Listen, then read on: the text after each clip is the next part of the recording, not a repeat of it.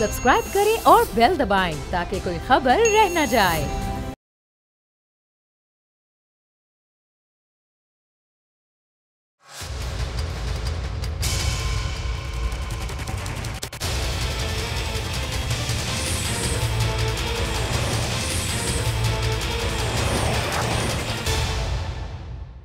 अस्सलाम वालेकुम, आप देख रहे हैं प्रोग्राम बस बहुत हो गया। मैं हूं अरबाब जहांगीर। पाकिस्तान में आज तक ऐसे इलेक्शन मुनक्किद नहीं हो सके कि जिन पर धांधली का इल्जाम ना लगा हो, और शायद यही वजह है कि तहरीक इंसाफ की हुकूमत ने आइंदा इंतखाबात इलेक्ट्रॉनिक वोटिंग मशीन के जरिए करवाने का फैसला किया है। दुनिया के ज्यादातर ममालिक में पाकिस्तान की तरह का ही वोटिंग का निज़ाम है, लेकिन ऐसा बहुत ही कम सुनने को मिला है कि कहीं से कोई धांधली की शिकायत आती हो। इलेक्शन में धांधली को रोकने के लिए हुकूमत ईवीएम के इस्तेमाल पर बज़िद है, तो अपोजिशन इस पर किसी भी तरह राजी होने को तैयार नहीं है।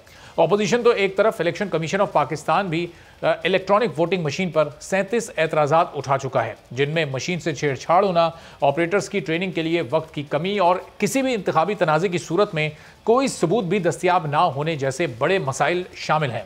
और यही वजह है कि Holland, Germany, Ireland, Italy, Finland दुनिया के ऐसे तरक्की याफ्ता ममालिक जो ईवीएम का इस्तेमाल अब तर्क कर चुके हैं। आज ताज हैदर की ज़ेर सदारत सेनेट की कायमा कमेटी बराए पार्लिमानी उमूर का इजलास हुआ, जिसमें ईवीएम पर इलेक्शन कमीशन के एतराज़ात पर बात करते हुए वज़ीर रेलवे आज़म स्वाति ने तो इलेक्शन कमीशन को आग लगाने की धमकी दे दी।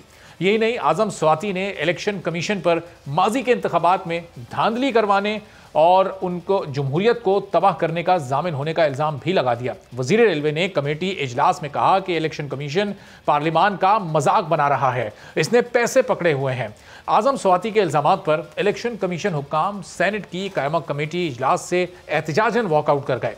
आज़म स्वाति के इल्ज़ामात पर नून लीगी सेनेटर आज़म नज़ीर तारा ने चेयरमैन कायमा कमेटी ताज हैदर को मुखातिब करते हुए कहा कि जब से इलेक्शन कमीशन बाइख्तियार हुआ है, इन्हें तकलीफ हो रही है। मुशीर पार्लिमानी उमूर बाबर अवान ने ईसीपी के एतराज़ात पर बात करते हुए इजलास में सवाल उठाया कि इलेक्शन कमीशन ने कैसे टाइम कैलकुलेट किया है कि वक्त कम है।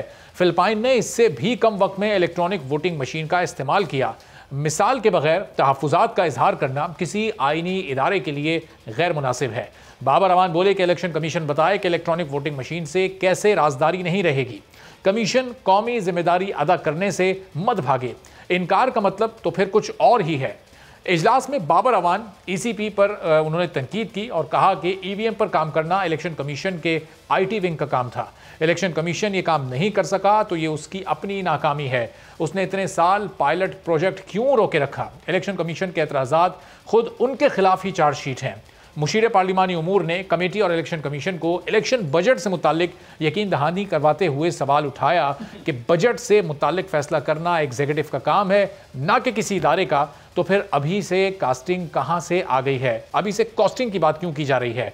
जिसके बाद चेयरमैन सेनेट कायमा कमेटी बराए पार्लिमानी उमूर ताज हैदर ने हुकूमत के इंतखाबी इस्लाहात बिल पर वोटिंग कराने का ऐलान किया था, तो आज़म स्वाति ने एतराज़ उठाया कि वोटिंग करानी है तो हुकूमती मेंबर समीना मुमताज़ को भी ऑनलाइन लिया जाए, उनका वोट ऑनलाइन ही कास्ट करवाया जाए। तबीयत उनकी ख़राब है, इस वजह से वो लॉजेस में हैं। चेयरमैन कमेटी ने कहा कि मैं ऐसा नहीं कर सकता, वोट सिर्फ उसका ही होगा जो मौजूद होगा। ताज हैदर के जवाब पर हुकूमती मेंबरान ने भी कायमा कमेटी से वॉकआउट कर दिया। सेनेट कायमा कमेटी पार्लिमानी उमूर ने इलेक्शन एक्ट तरमीमी बिल्स पर वोटिंग कराई और न सिर्फ इंतखाबात में ईवीएम के इस्तेमाल को मुस्तरद कर दिया, बल्कि ओवरसीज़ पाकिस्तानियों के लिए ई वोटिंग से मुतालिक तरमीम भी मुस्तरद कर दी। हुकूमत के इलेक्शन एक्ट तरमीमी बिल्स मुस्तरद हुए तो वज़ीर आज़म ने वज़रा को हक़ाइक़ सामने लाने की हिदायत की।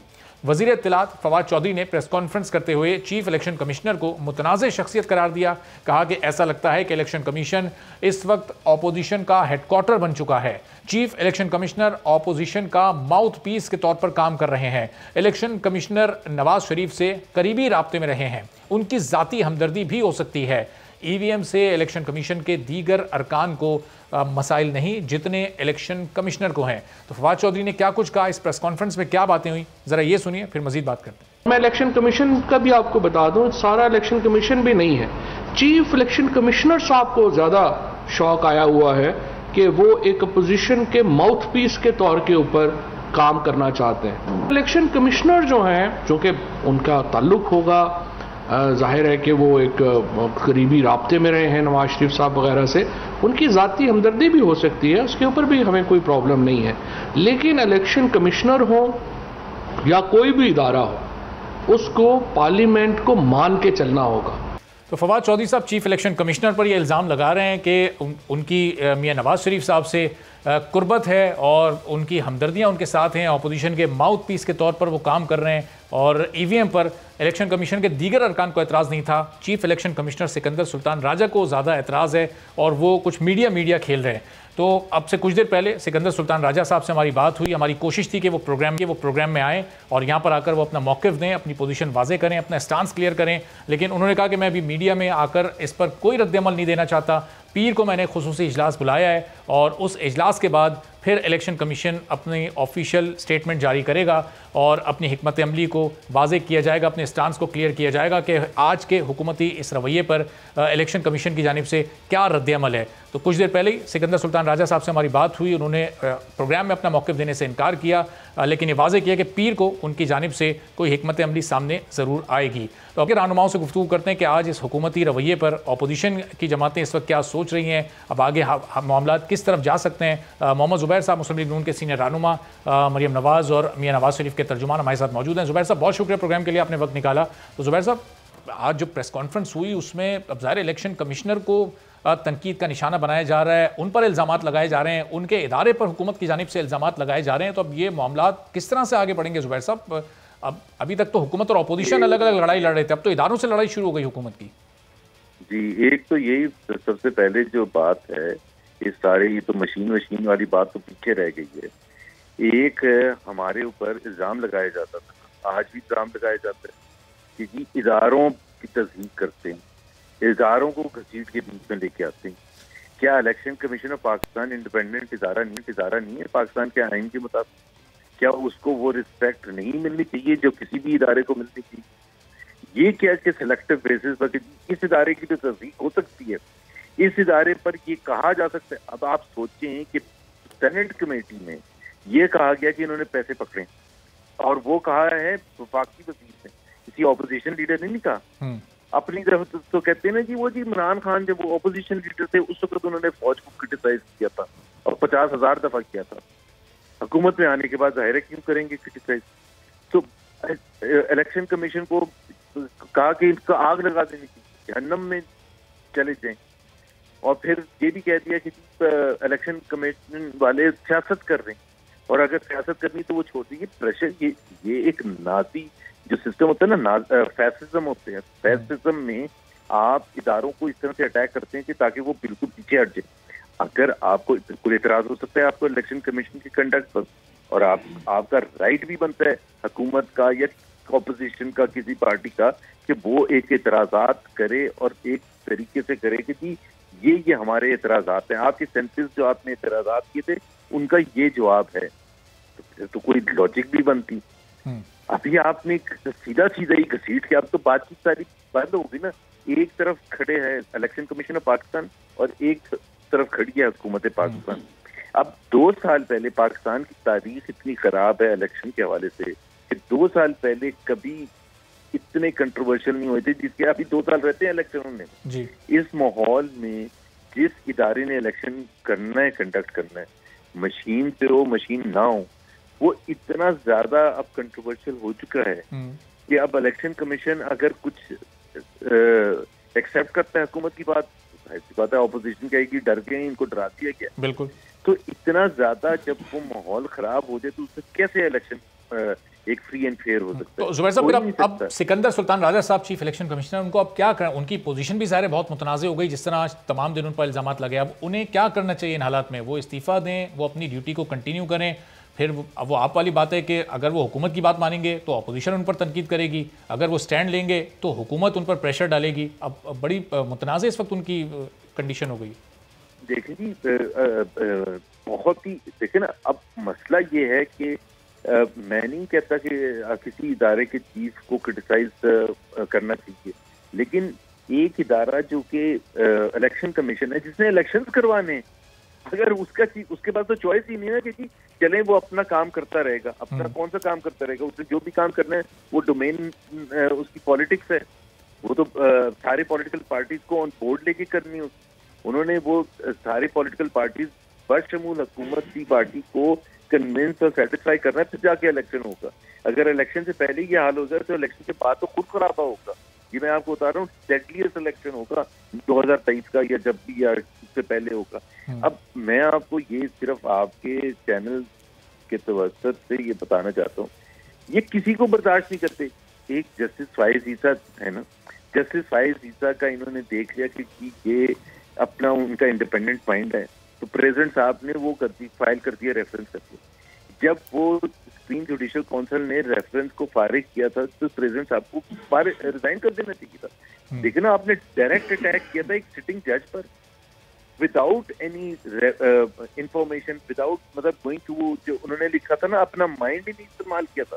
भाई प्रेसिडेंट का काम ये तो नहीं होता कि वो पोस्ट ऑफिस है कि एक तरफ से प्राइम मिनिस्टर ने भेजा और आपने उसको आगे भेज दिया रेफरेंस। अपने कोई एक, इनको तो ये भी नहीं आता कि विंडो ड्रेसिंग होती है ना, जिसको कि जी प्रेसिडेंट अपने किसी बड़े लॉयर को या टैक्स कंसल्टेंट को से पूछते पब्लिकली, चाहे अपने जानने वाला होता जो आपकी तरफ ओपिनियन दे देता कि जी हाँ रेफरेंस बनता है इनके खिलाफ, जस्टिस फाइज ईसा, उनको वो तो जस्टिस फाइज ईसा की हिम्मत थी कि वो खड़े रहे। सही, लेकिन ज़ुबैर साहब, जिस तरह बाबर अवान साहब ने जिस तरह फिलिपाइन की मिसाल दी कि वहाँ पर इससे भी कम वक्त में इलेक्शन कमीशन ने वहाँ इंतखाबात इसी मशीन के तहत करवाए, तो ये अभी तो 2 साल थे। चलें, जो मशीन पर अपोजिशन के एतराज़ात थे वो अपनी जगह, इलेक्शन कमीशन इस टाइम को कम क्यों कह रहा था? क्या ये तो खुद उनकी अपनी कैपेबिलिटी पर बड़े सवालात खड़े कर रहा है कि 2 साल में आप एक मशीन से यूज टू नहीं हो सकते? आते हैं ना मैनुअल सिस्टम भी जो होते हैं ना, तो उसमें सबसे ज्यादा इंपॉर्टेंट चीजें होती हैं कि एक होता है कि क्या आपके पास इक्विपमेंट है कराने का और टाइम पर कराने का। दूसरी चीज होती है कि क्या आपके पास वो रिसोर्सेज, ह्यूमन रिसोर्सेज हैं जिनको वो जो बेसिक ट्रेनिंग है। अब जो हमारा इलेक्शन कराने का तरीकेकार होता है तो उसमें मिनिस्ट्री ऑफ एजुकेशन और इन इदारों से हुकूमती वो होते हैं ना, जो election presiding officer, polling staff होता है, तो वो सारी चीजें और उनको क्या ट्रेनिंग, यहाँ आप एक नए टेक्नोलॉजी, मैं अपना वैसे नहीं कह रहा कि मैंने 26 साल सारा कैरियर अपना जो लगाया है वो दुनिया की सबसे बड़ी टेक्नोलॉजी कंपनी IBM में काम करता था। मतलब आप बगैर ट्रेनिंग के, बगैर अंडरस्टैंडिंग के, बगैर किसी चीज के, और इवन मशीन का भी जो कॉन्सेप्ट है वो मज़क्का खेज है। मतलब मैं आपसे भी अगर पूछूं, आप इतने अरसे से ये बात कर रहे हैं, बात मशीन की तो कभी होती ही नहीं है कि मशीन कितनी अच्छी है।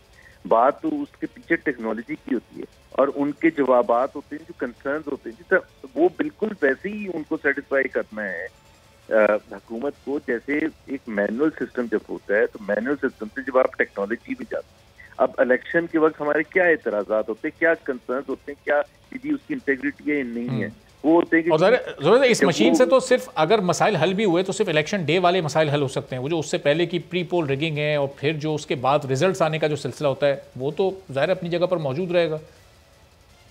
देखिए ना, सिर्फ एग्जैक्टली कि प्री पोल एक अगर कोई वैसे एक्सप्लेन करे मैनुअल सिस्टम पाकिस्तान का, तो किसी को भी नहीं एतराज होगा। एक इंसान है, एक मेरा वोट है, रजिस्टर्ड है एक कॉन्स्टिट्यूंसी में, मैं वहाँ पोलिंग के दिन जाता हूँ, मैं अपना ID कार्ड दिखाता हूँ, वो सब चेक करते हैं कि जी ID कार्ड सही है, मेरा वहाँ वोट रजिस्टर्ड है, वो मुझे वोट डालने की इजाजत देते हैं।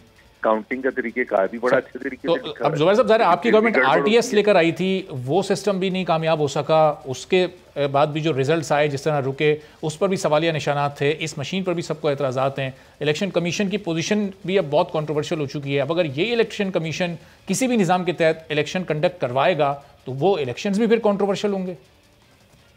देखिए, आपने RTS का एग्जाम्पल दे के अच्छी बात की है। RTS की तो टेक्नोलॉजी थी ना, इलेक्शन रिजल्ट्स देने के लिए एक नई टेक्नोलॉजी लाई थी। टेक्नोलॉजी के में सबसे बड़ा जो चैलेंज होता है कि मैनुअल सिस्टम अगर फंस जाए तो कम से कम उसमें बैकअप बड़ा आसान होता है, लेकिन टेक्नोलॉजी जब डाउन हो जाए तो उसका तरीकेकार ही। तो ऑल ओवर पाकिस्तान अगर आप इतनी बड़ी चीज करेंगे और उसको आप इम्प्लीमेंट करने की कोशिश करेंगे और लाखों मशीनें होंगी, लाखों में से अगर 10% फेल होगी उस दिन, तो ये सारे सवालात है ना, आपको जवाब देने हैं। तो उसमें टेक्निकल सपोर्ट कहाँ से मिलेगी उस वक्त? काउंटिंग में कोई गड़बड़ हो जाए। और दूसरी बात होती है, मैं आपको एक चीज बताता हूँ आपके नाज़रीन के लिए जी। एक इसमें टर्मिनोलॉजी होती है गार्बेज इन गार्बेज आउट। अगर इन्होंने प्रोग्राम ऐसे सेटअप किया कि हर चौथा वोट जो है पीटीआई का निकले, तो हर चौथा वोट पीटीआई का ही निकलेगा। वो तो प्रोग्राम आपने जैसे सेट किया, तो वो सेटिस्फाई करें ना, मुझे कहें कि नहीं ये हो ही नहीं सकता, इंटरवेंशन हो ही नहीं सकती, प्रोग्राम कहीं। तो ये सारे सवालात का आपको जवाब देने, बार बार जवाब देने। टेक्नोलॉजी कंपनीज को आप बुला लें, आप बाहर की कंपनीज को बुला लें, आप ये डांट टपट से थ्रेट करके इस तरह से तो नहीं मनवा। तो अगर ये अगले इलेक्शन अगर इसमें किसी टेक्नोलॉजी का इस्तेमाल नहीं होता, इस ईवीएम को भी आप साइड में कर दें, आरटीएस भी इस्तेमाल नहीं होता, वो मैनुअल तरीके से इलेक्शन करवाए जाते हैं, तो फिर वो भी तो साफ शफाफ नहीं होंगे, क्योंकि अभी तक कहीं कोई इस तरह की इस्लाहात तो लेकर आई नहीं गई, हुकूमत और अपोजिशन ने बैठकर कंसल्टेशन तो की नहीं। ताल्लुक नहीं होता, प्लीज अंडरस्टैंड करें, ये बिल्कुल गलत घोषणा है कि इस्लाहात।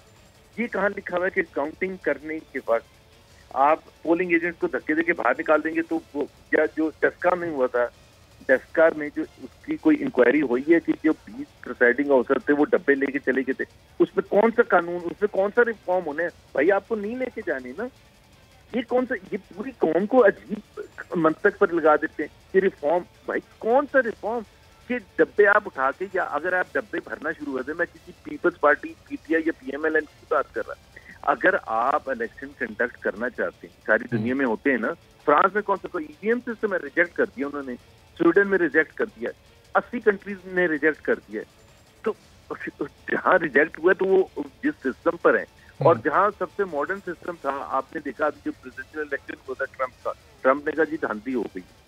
तो इससे थोड़ा ताल्लुक होता है कि जी आप सिस्टम को, टेक्नोलॉजी को भी अपने फेवर में मोल्ड कर सकते हैं और मैनुअल सिस्टम को भी कर सकते हैं। अगर आपकी नीयत खराब है, अगर आपने पार्टियां तोड़ के, डरा धमका के, सही। अच्छा जुबैर साहब, जब इस्लाहात की टर्म इस्तेमाल की जाती है तो उससे मतलब तो वो निज़ाम की शफाफियत है ना, चाहे वो मैनुअल निज़ाम ही है। अभी जब NA 249 में कादिर मंदुखेल साहब वाला इलेक्शन था, मिफ्ता इस्माइल साहब वहाँ हारे, आप खुद वहाँ मौजूद थे, रात 11:30-12 बजे आपने प्रेस कॉन्फ्रेंस की, फॉर्म 45 उस वक्त तक नहीं मिल पा रहे थे, तो ये 2-3 घंटों में पोलिंग स्टेशन से रिजल्ट कलेक्ट करके 8:30-9 बजे तक क्यों अनाउंस नहीं हो पाता? इसी निज़ाम में तो इस्लाहात लानी है ना सर। एक सेकंड, वो जो है ना, वो मैंने उस वक्त भी कहा था, उसके बाद मैंने 10-50 दफा टीवी पर ये कहा है कि हमारे जो एतराज़ात थे वो उस वक्त इलेक्शन रिजल्ट के डिले से मुतालिक थे, और उस वक्त हमने इलेक्शन कमीशन को, मैंने भी मशवरा दिया था कि 1 दिन के बाद या 2 दिन के बाद अगर आप ये प्रेस कॉन्फ्रेंस करके लोगों को ये सेटिस्फाई करें कि क्यों रिजल्ट डिले हुए थे, तो बड़ा सिंपल था। इसमें रिफॉर्म्स का तो कोई ताल्लुक ही नहीं है भाई। इससे रिफॉर्म्स का आप मुझे बता दें, क्या इससे रिफॉर्म्स क्या हो सकते हैं भाई? NA 249 में जो जितने भी पोलिंग स्टेशन हैं वो बहुत ही छोटे रेडियस में, को बलूचिस्तान की तरह तो नहीं, पता नहीं कहाँ से रिजल्ट आए। तो हम ये कह रहे थे कि जब आपकी काउंटिंग जो है, और आपने देखा लो टर्नआउट था, बहुत ही लो टर्नआउट था, 15,000 कुछ पर तो जीत के थे जो पीपल्स पार्टी के साथ थे, 15,000 ही तकरीबन मिफ्ता इस्माइल को मिले थे। तो हमारा क्वेश्चन ये एक वो तो बनता है, कल को आप मैनुअल वो कोई भी सिस्टम ले आए। और जाहिर जुबैर साहब, और जिस इलेक्शन की अभी आप बात कर रहे हैं उसमें तो जाहिर है पाकिस्तान तहरीक इंसाफ का इन्फ्लुएंस कहीं नहीं हो सकता। उसमें तो जाहिर है यहाँ पाकिस्तान पीपल्स पार्टी जीती, सिंध में गवर्नमेंट भी उनकी है, इलेक्शन भी आप उन्हीं से हारे, तो वो डस्का का केस बिल्कुल अलग था, कराची का केस बिल्कुल अलग था। बिल्कुल अलग था ना। दोनों में जो गलतियां थी, वो गलतियां ये नहीं थी कि जी कानून नहीं है या रिफॉर्म से ठीक हो जाएंगी। और 2 चीजें मैं वजाहत करना चाहता हूँ, एक तो हमेशा इम्प्रूवमेंट होती है हर इदारे में, हर चीज में। दूसरी चीज ये होती है कि टेक्नोलॉजी शुड बी वेलकम्ड। हम कब अगेंस्ट है टेक्नोलॉजी से? लेकिन टेक्नोलॉजी बिल्कुल ऐसे ही है, एक बैंक में जब जाके आप एक प्रपोजल देते हैं कि हम आपका जितना भी ये निज़ाम है जिसमें प्रॉफिट कैलकुलेशन होती है, उसको हम सारा टेक्नोलॉजी के थ्रू कैलकुलेट कर देंगे। और जुबैर साहब, जब NA 249 की आप बात करते हैं तो इसका मतलब कि इलेक्शन कमीशन के अंदर भी अपनी खामियां मौजूद हैं, वो उन खामियों को भी अभी तक वो खुद से नहीं दूर कर पा रहा। हुकूमत तो आज़ाद और खुद मुख्तार उसको करे, मजबूत करे, लेकिन उसके अपने अंदर भी कैपेबिलिटी के इशूज़ हैं। प्लीज देखिए ना, अब आप डिबेट को पता नहीं कहाँ लेके जाएंगे, और यही एक होता है तरीका। नहीं, मैं बस ये जिसकी गलती, ये आखिरी सवाल है आपसे, बस मैं डिबेट को कहीं और नहीं ले जा रहा। सुन ले, ये आज जो हुआ है उसका इससे किसी चीज से ताल्लुक नहीं है, ना ईवीएम से ना किसी और चीज से। आज जो हुकूमती वज़रा ने किया है वो उस पर अगर फोकस रखे ना कि क्या ये इदारों की तज़हीक है कि नहीं है, क्या इदारों को इस तरह से एक्सक्यूज करना चाहिए या नहीं करना चाहिए, क्या इस अगर आप वो डिबेट कर देंगे कि सिस्टम कौन सा होना चाहिए तो एक और डिबेट है। लेकिन आज जो हुआ है प्लीज डाइल्यूट ना करें। आज अगर कोई हम जब कोई बात करते किसी इदारे के बारे में तो हमारी बात तो कोई सुनता भी नहीं है, वो कहते जी आप कर क्या रहे हैं, बोल क्यों रहे हैं, इल्जाम की तराशी क्यों कर रहे हैं, तो वो उधर ही फोकस करते हैं ना। जब ये बात करते हैं कि जनरल परवेज मुशर्रफ ने मुबश्शिर खान को इंटरव्यू में कहा था कि इमरान खान ने मेरे से 90 से 100 सीटें मांगी थी और मैंने 8 से 10 उसको प्रॉमिस की थी। धांधली तो होती है ना, इंटरवेंशन तो होती है, इन्फ्लुएंस भी किए जाते हैं रिजल्ट, लेकिन इलेक्शन कमीशन की कमजोरियां भी हैं और बहुत ज्यादा कमजोरियां हैं और पाकिस्तान ने सफर किया है उससे कतई नजर। आज जो इशू हुआ है ये बहुत बड़ा इशू है।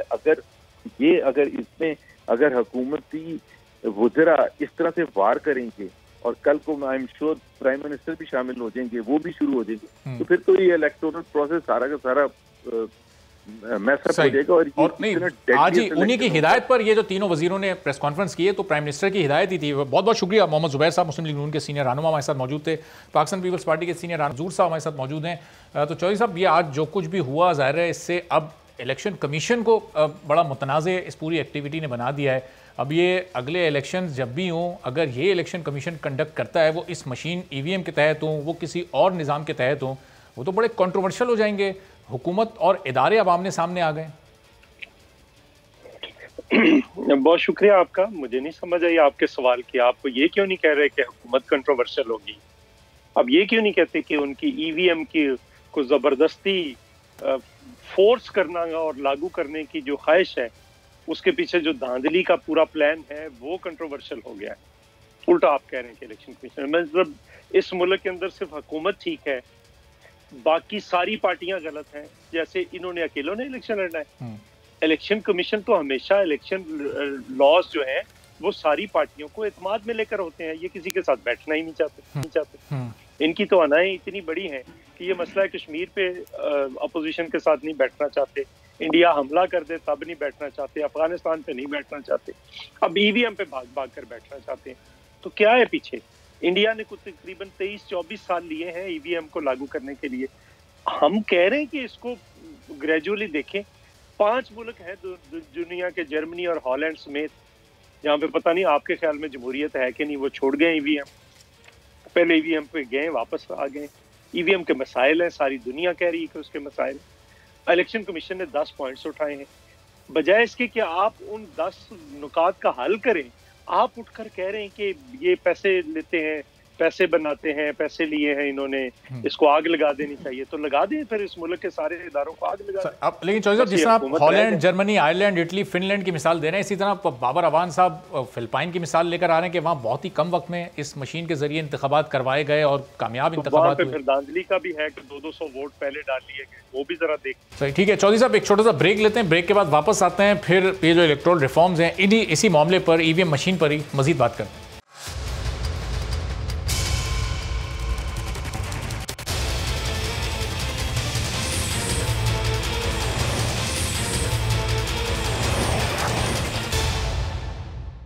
प्रोग्राम में एक बार फिर आपको खुशामदीद कहते हैं। पाकिस्तान पीपल्स पार्टी के सीनियर रहनुमा चौधरी मंजूर साहब हमारे साथ मौजूद हैं। तो चौधरी साहब, किस तरह से फिर ये मामला आगे बढ़ेंगे? आप हुकूमत को कंट्रोवर्शियल कह रहे हैं, हुकूमत ये कह रही है कि इलेक्शन कमीशन और अपोजिशन मिल गए हैं एक साथ। नहीं, देखिए ना, 3 फ्रीक है, या आप समझे कि हर पार्टी एक फ्रीक है इसमें, हर पार्टी ने इलेक्शन लड़ना। और दूसरी बात यह है कि मुझे ये बताएं आप कि इलेक्शन का मतलब क्या है? ईवीएम क्यों ये जबरदस्ती करना चाहिए? असल मसला है कि election fair, free and just होने चाहिए। ये है ना, शफाफ, गैर जानबदाराना और मुनसफाना होने चाहिए। ये है ना इलेक्शन कमीशन का रोल। बिल्कुल, उसमें उसको सपोर्ट करनी चाहिए ना जो इलेक्शन कमीशन चाहे। अब वो कहते हैं कि नहीं, हम फैसला करेंगे कि इलेक्शन कैसे होना है। इन्होंने फैसला करना है। वो एक आईनी इदारा है, आप उसको इस तरह से तजलील कर रहे हैं उस आईनी इदारे की। ये कौन सा तरीका है? ये जब माजी में जब आरटीएस का इस्तेमाल किया गया तो वो आरटीएस भी वो हुकूमत ही लेकर आई थी, फिर इलेक्शन कमीशन ने उसको उसके जरिए कंडक्ट करवाया इलेक्शन, तो बैठ गया ना। एक तजर्बा गलत हो गया ना मशीनों का, तो आप एक दूसरा करना चाह रहे हैं, फिर एक गलत तजर्बा करना चाहते हैं, बजाय इसके कि उन्होंने जो एतराजात उठाए हैं, जो सियासी पार्टियों ने एतराजात उठाए हैं, उनको आप जवाब दें। आप बुलडोज करना चाहते हैं, आप उल्टा बदतमीजी कर रहे हैं, और आप भी ये सवाल कर रहे हैं कि इलेक्शन कमीशन कंट्रोवर्शियल हो गया। ये हुकूमत कंट्रोवर्शियल, जो हर किसी के साथ तो तमाशा खड़ा। चौधरी साहब, वो कंट्रोवर्शियल इस सेंस में मैंने बोला कि ज़ाहिर फवाद चौधरी साहब ने बड़ा स्ट्रेट इल्ज़ाम लगाया ना कि आपकी कुर्बत है मियां नवाज शरीफ से, आप सियासत में आ जाएं। जब वो इस तरह की बातें कर रहे हैं तो फिर इलेक्शन कमीशन को प्रेस कॉन्फ्रेंस करके अपनी एक पोजीशन वाज़ेह नहीं करनी चाहिए आपके ख्याल में? इसका नाम किसने दिया था? हुकूमत ने। जब नाम दे रहे थे उस वक्त नहीं पता था कुर्बत है? उस वक्त भी पता था कि ये सईद मेहदी साहब का दामाद है। सईद मेहदी साहब के बेटे को कमिश्नर और चीफ कमिश्नर इस्लामाबाद और चेयरमैन सीडीए लगाया हुआ है, वो नहीं पता? सर वो कुर्बत नहीं है। ज़ाहिर वो नाम देते हुए उस वक्त तो जिस तरह चेयरमैन नैब गुज़िश्ता हुकूमत ने पीपल्स पार्टी और नून लीग ने मिलकर लगाया, आज उन्हीं के खिलाफ से वो लोग एतराज़ात करते हैं, तो वो लगाते वक्त पता नहीं क्या तवक्कुआत होती हैं, और फिर जब थोड़ा टाइम हो जाता है उसके बाद फिर ख्यालात बदल जाते हैं सियासी जमात। नहीं, मसला ये नहीं है, मसला आप गलत साइड पे बहस को लेकर जा रहे हैं। मसला ये है कि इलेक्शन सभी पार्टियों ने लड़ने। बिल्कुल। इलेक्शन कमीशन भी राजी हो जाए तो क्या हो जाए, फर्ज कर लंबे के लिए बाकी पार्टियां नहीं मानती, और वो समझती हैं कि ये धांधली का एक तरीकेकार तय कर रहे हैं, धांधली को करना चाहते हैं, धांधली करना चाहते हैं, तो आप क्यों जबरदस्ती वो चीज करना चाहते हैं जो बाकी पार्टियां नहीं मान रही? तो ये क्या बात हुई? तो आप कैसे समझाएंगे अब हुकूमत को? चौधरी साहब, आप जाहिर है हुकूमत भी अपनी जिद पर अड़ी हुई है, अपोजिशन जमातें भी अपनी जगह पर तो हर चीज पे जिद कर रही है। इतना जोर जितना ईवीएम पे लगा रहे हैं, इतना चीनी सस्ती करने पे तो नहीं लगाया। आटा एक हफ्ते में 13 दफा, एक महीने में 13 दफा महंगा हो गया। चीनी आज इन्होंने खरीदी है 2000 मेट्रिक टन या 2 लाख, मुझे एग्जैक्ट नहीं पता, 124 रुपए पे पोर्ट पे पड़ेगी। आप गैस उस वक्त खरीद रहे हैं जब महंगी हो रही है, तेल उस वक्त खरीद रहे हैं जब महंगा हो रहा है ना। अपनी नैली को ये एक्चुअल आप लोगों को एक देना चाह रहे होते हैं, एक दे देते हैं कि आपने सिर्फ लोगों के इश्यूज पे बहस नहीं करानी, बस ईवीएम इस मुल्क का सबसे बड़ा मसला है, रोटी इस मुल्क का बड़ा मसला नहीं है, रोजगार इस मुल्क का, गुर्बत, भूख, बीमारी, ये कोई मसले नहीं है। आपने सिर्फ ईवीएम दे देनी है, रोज एक बहस, एक नया कोई तमाशा ढूंढ के ले आते हैं। ये तो इस तरह से है। रोम में जब कैद पड़ता था ना, तो रोम के बादशाह जो थे वो गंदम नहीं मंगवाया करते थे, अफ्रीका से शेर मंगवाया करते थे और उनको भूखे रखकर उनके आगे गुलाम छोड़ देते थे, और लोग जो थे वो तालियां बजाते थे और फिर घर चले जाते थे सैम कर। लेकिन चौधरी साहब, ये जितने भी मसाइल आप गिनवा रहे हैं तो बिल्कुल जेन्युइन इशूज हैं और पूरी आवाम इस वक्त देख रही है, और अगर इन पे भी तो बहस होनी चाहिए ना साथ साथ। नहीं हो रही। पिछले 8 दिन से या 10 दिन से ईवीएम तमाशा उन्होंने खड़ा किया हुआ है। अच्छा, और उसके नीचे जो आज 1 रुपया 83 पैसे बिजली की कीमत में फिर इजाफा कर दिया। ये छोटा मसला है। आप इससे मुतासर नहीं होंगे, मैं नहीं होऊंगा, बिल्कुल हर शख्स मुतासर होगा, कैमरामैन नहीं होगा, बिल्कुल। और जब हुकूमत के नुमाइंदे आते हैं, हर शख्स ने मुतासर होना, जब हुकूमत के नुमाइंदे आते हैं, जाहिर है उनके सामने ये सवालात रखते भी हैं, वो फिर एक बार माजी की हुकूमतों को जिम्मेदार ठहराते हैं। माजी की हुकूमतों को इन्होंने जो 2 रुपए वाला था, सबसे जो बिल्कुल पिसा हुआ तबका, यानी गरीब तरीन जो तबका है, उसका 2 रुपए यूनिट था, इन्होंने उठाकर 5 रुपए 95 पैसे कर दिए। कुछ शर्म है इनको? किनको मार रहे हैं और ऊपर से ये तमाशे कर रहे हैं। बिल्कुल। और जाहिर है ये इन इश्यूज पर तो मुस्तकिल चौधरी साहब बात होती रहती है, होती रही है और होती भी रहेगी। अब ये पीर को इजलास कौमी असम्बली का बुला लिया है, उस पर इलेक्शन इस्लाहात से मुतालिक एक बार फिर कौमी असम्बली में बातचीत होगी। अब इस इजलास के बाद क्या हो जाएगा? अपोजिशन को राजी करने की कोशिश कर रहे हैं, अपोजिशन तो कन्विंस होने वाली नहीं है, आपकी तजावीज़ पर ये नहीं मान रहे। मैं एक लम्हे के लिए आपकी बात को मान लेता हूँ, फर्ज कर लें एक लम्हे के लिए कि गवर्नमेंट जो है ना वो जबरदस्ती करना चाहती, कर लेगी, फिर क्या होगा? इलेक्शन हो जाएगा। क्यों एक मुल्क को एक ऐसे जंगल की तरफ धकेल रहे हैं जहाँ पे तबाही हो, बर्बादी हो? आप कन्विंस करने के बजाय आप धमकियां दे रहे हैं। जब दलील नहीं होती तब धमकी आती है ना। आज क्या रवैया? ये किसी वजीर का रवैया है। और मौसूफ पे कितने इल्जामात हैं जरा देख लें। जरा जरा निकाल कर देख लें, रेलवे के अंदर क्या हो रहा है जरा निकाल कर देखें, जरा किसी दिन रेलवे के ऊपर भी तो करें ना। बिल्कुल, ट्रेन जिस दिन भी रेलवे का कोई हादसा होता है उस दिन जाहिर है वो सारे फैक्ट्स और फिगर्स हम शेयर करते हैं। अभी ट्रेन दी है, इन्होंने प्राइवेटाइज की। पिछले साल कोरोना के बावजूद जो ज्यादा मुनाफा कमाया था उसे कम कीमत पे दे दी।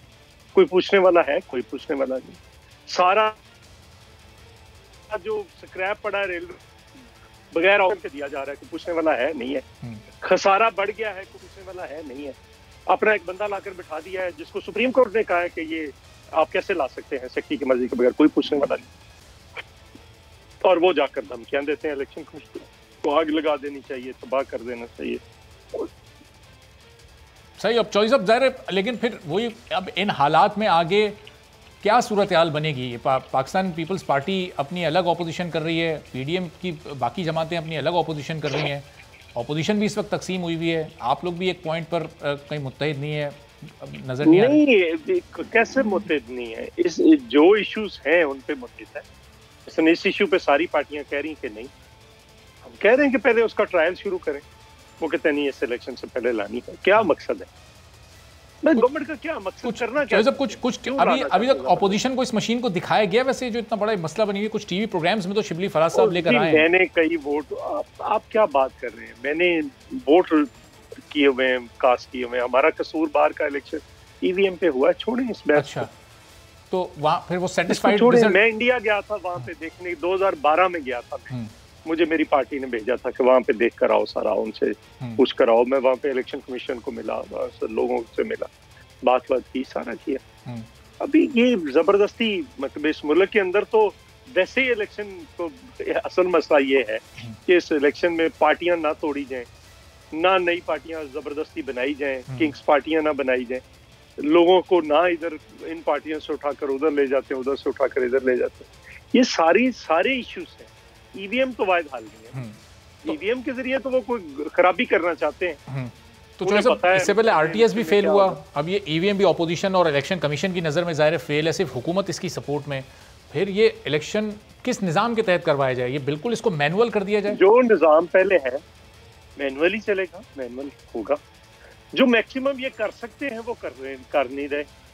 आप ज्यादा इसको ये करें कि आप जाए, एक बंदा वहाँ पे उसकी शनाख्त हो, वो अंगूठा रखे या अपना कार्ड दे, उसी वक्त वो पता चल जाए उसका, वो करके तो आप उसी मशीन में से एक वोट निकल आए और वो वोट दें उसको, जाकर वो जाके अपना वोट कास्ट करके डिब्बे में डाल दें। पहले मरने पे ये करें, लेकिन वो तो करना ही नहीं चाहते ना, वो तो कुछ तमाशा खड़ा करना। लेकिन फिर चॉइस, अब इस निज़ाम पर, जिस निज़ाम की आप बात कर रहे हैं, इस पर तो माजी में कितने धांधली के इल्ज़ाम फिर लगते रहे। उसमें वोटिंग का टाइम ख़त्म होने के बाद भी वोट्स लगते रहे हैं, फिर उसमें वो ठप्पे लगाने वाला इल्ज़ाम भी आ जाता है। फिर इन इल्ज़ामात को कैसे दूर किया जाएगा? ये इस निज़ाम को कैसे दुरुस्त किया जाएगा? तो इसमें जो सिंगापुर में हुआ कि 200 वोट पहले ही डाल लिए गए, उसका क्या करेंगे?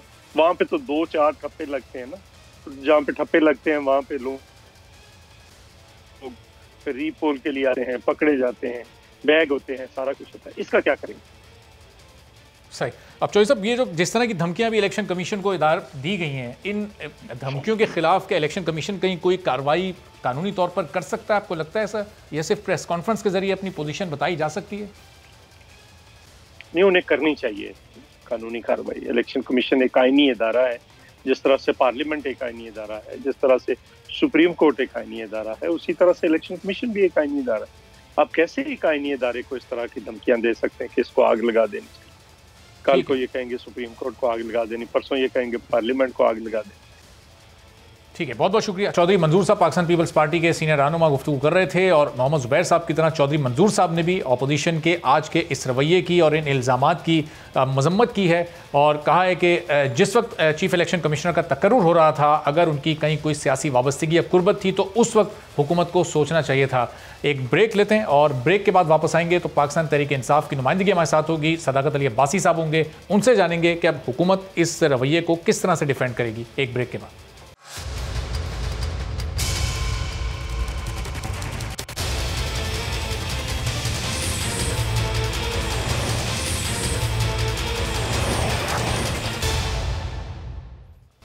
प्रोग्राम में एक बार फिर आपको खुशामदीद कहते हैं। तो इलेक्शन कमीशन के जो एतराज़ात ईवीएम पर थे उसको दूर करने के बजाय आज हुकूमत की जानिब से इलेक्शन कमीशन को, चीफ इलेक्शन कमिश्नर को इल्ज़ामात का निशाना बनाया गया और फवाद चौधरी वफाकी वज़ीर इत्तलात उनकी जानिब से ये तक कहा गया कि इलेक्शन कमीशन के दीगर मेंबरान को ईवीएम से कोई ख़ास एतराज़ात नहीं है, चीफ इलेक्शन कमिश्नर को बहुत ज़्यादा एतराज़ात हैं। तो अब जिस तरह से आज धमकियाँ दी गई, आग लगाने की बात इदारे को की गई, इस पर अब हुकूमत किस तरह से इस पूरी सूरत हाल को डिफेंड करेगी। सदाकत अली अब्बासी साहब पाकिस्तान तहरीक इंसाफ के सीनियर रहनुमा हमारे साथ मौजूद हैं। सदाकत साहब, बहुत शुक्रिया प्रोग्राम के लिए, आपने वक्त निकाला। तो अब ये आप खामियां इलेक्शन कमीशन की गिनवा रहे हैं, लेकिन सदाकत साहब, इलेक्शन कमीशन ने भी ये 37 एतराज़ात उठाए थे, जिसमें से चलें 27 शिबली फराज साहब कहते हैं कि वो उनकी अपनी कैपेसिटी पर थे, लेकिन बाकी 10 जो एतराज़ात थे वो तो वैलिड थे। आप उनके एतराज़ात दूर करें, ना कि आज़म स्वाति साहब ये कहें कि आग लगा दो इस इदारे को।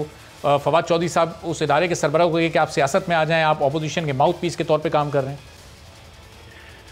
देखिए, इमरान खान साहब की हुकूमत पूरी भरपूर कोशिश कर रही है कि हम ये जो बहुत बड़ा एक कौमी मसला बना हुआ है, पिछली पूरी दहाई इसमें गुजर गई है, पूरी डेकेड गुजर गई है कि जो इलेक्शन होता है उस इलेक्शन के बारे में इतराज़ात उठते हैं। अभी जितने ज़िमनी इलेक्शन हुए हैं, चाहे वो जीबी का कश्मीर के अलावा पाकिस्तान में जितने ज़िमनी इलेक्शन हुए, सब पे जब अपोजिशन आती है तो वो कहती है जी इलेक्शन धांधली हुई। तो इस चीज़ का मसला तो इलेक्शन कमीशन ने हल करना है।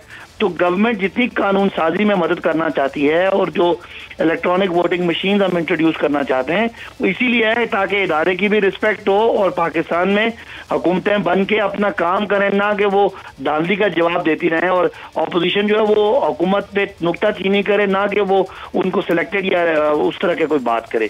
तो ये जिम्मेदारी बेसिकली इलेक्शन कमीशन की है। इलेक्शन कमीशन जवाबदेह है कौम को।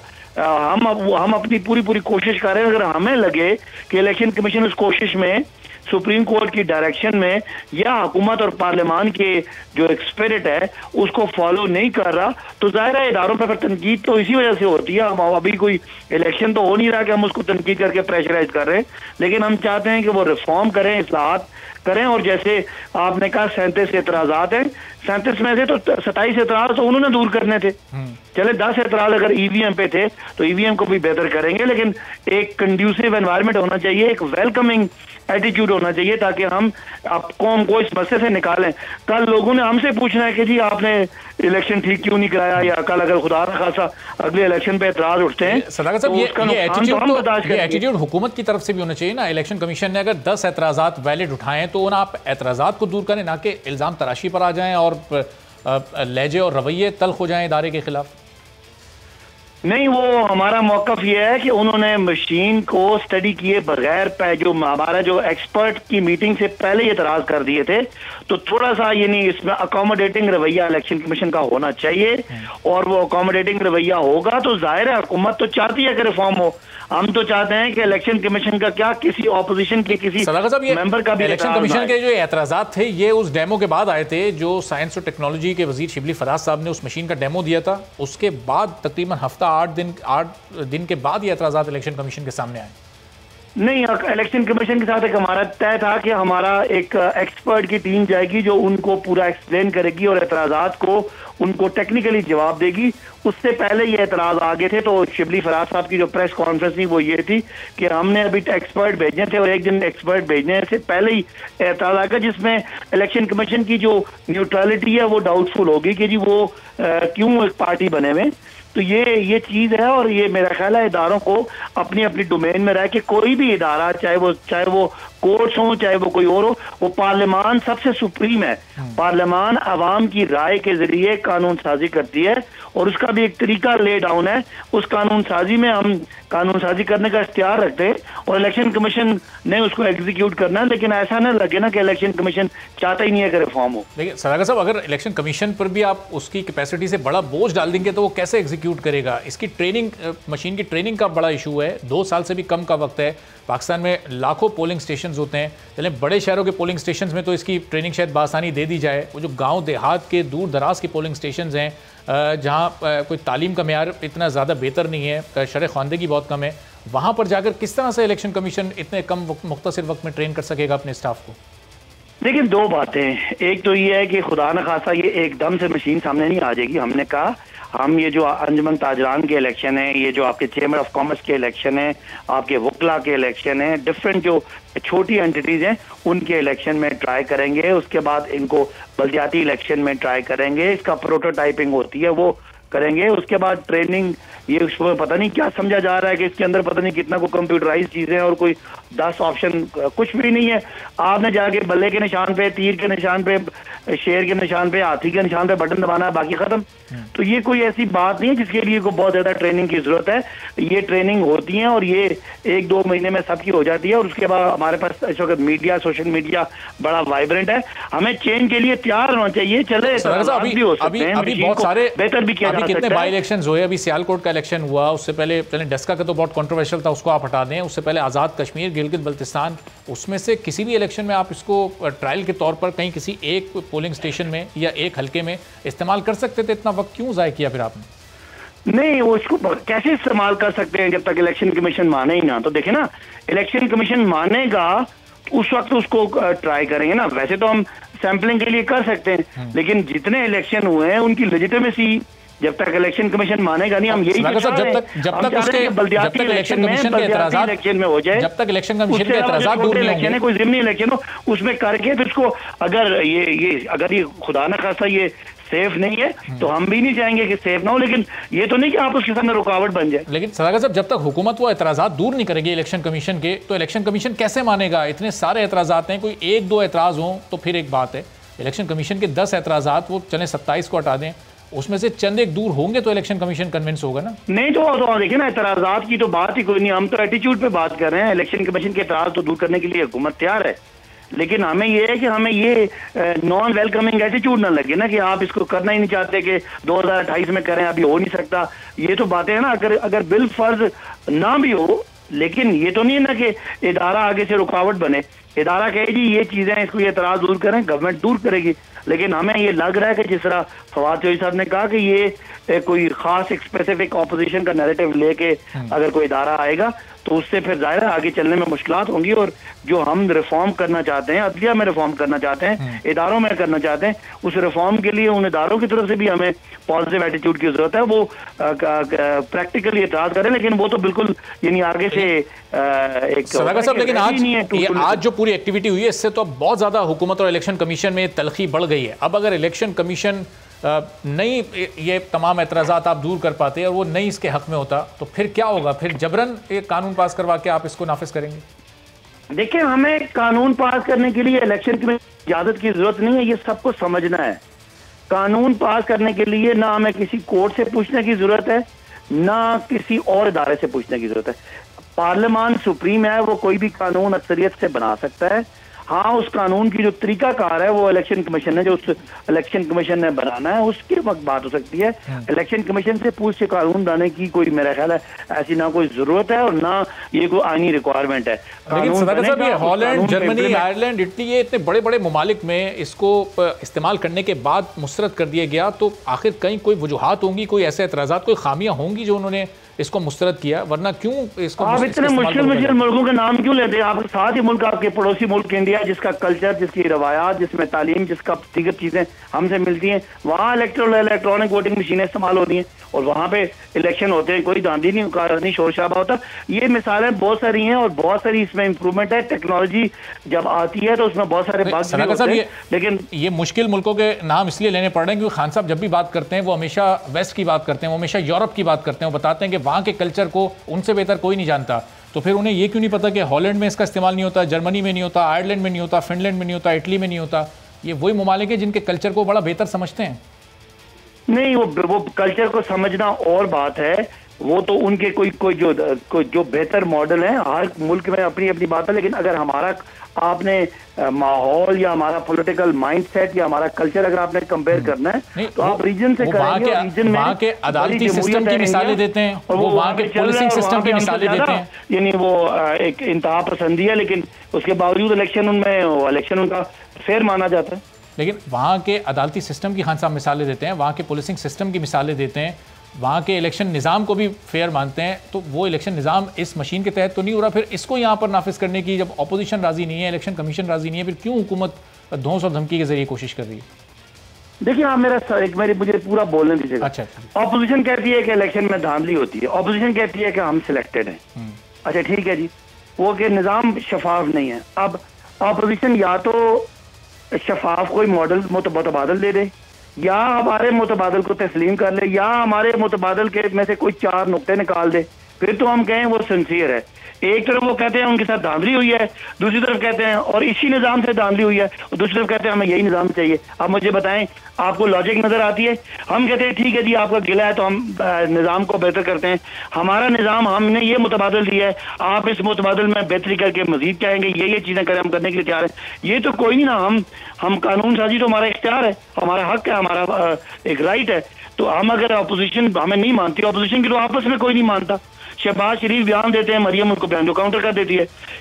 मरियम जो एक दिन कहती है पीपल्स पार्टी जिंदाबाद, उस दिन बिलावल साहब उनको पटवारी कहते हैं। वो तो किसी एक बात में खुद नहीं आते, तो कौन सी ऑपोजिशन? आप नून लीग से बात करें, आपने मरियम से बात करनी है तो और बात करनी है, शहबाज साहब से बात करनी है तो और करनी है। पीडीएम में मौलाना की बात और है, मौलाना कहते हैं कि बिलावल साहब जो है वो सिलेक्टेड है और सिलेक्टेड होने जा रहे हैं। तो इस तरह की बातें, बिलावल साहब कहते हैं कि मौलाना वो पहले से सिलेक्टेड है। तो ये कोई ऑपोजिशन सीरियस बात करे तो उससे सीरियस बात लगती है, लेकिन इस तरह की गैर संजीदा ऑपोजिशन के सामने हम पाकिस्तान के लोगों को एक नई इस्लाहात और एक नए लेवल पे ले जाने की कोशिश को रुकावट नहीं बनने देंगे। हम समझते हैं कि ये उनका हक है। बहुत बहुत शुक्रिया सदाकत अब्बासी साहब, पाकिस्तान तहरीक इंसाफ के रहनुमा। ये कह रहे थे कि इलेक्शन कमीशन के जो एतराज़ात हैं आने वाले दिनों में हुकूमत उसको दूर करने की कोशिश करेगी और इलेक्शन कमीशन को कन्विंस किया जाएगा कि ईवीएम के जरिए ही अगले इंतखाबात का इनेकाद मुमकिन हो। लेकिन आज जो कुछ हुआ, तलखियाँ इतनी बढ़ चुकी हैं कि ये आसान नहीं लगता। आज के प्रोग्राम से इजाज़त दीजिए, अल्लाह।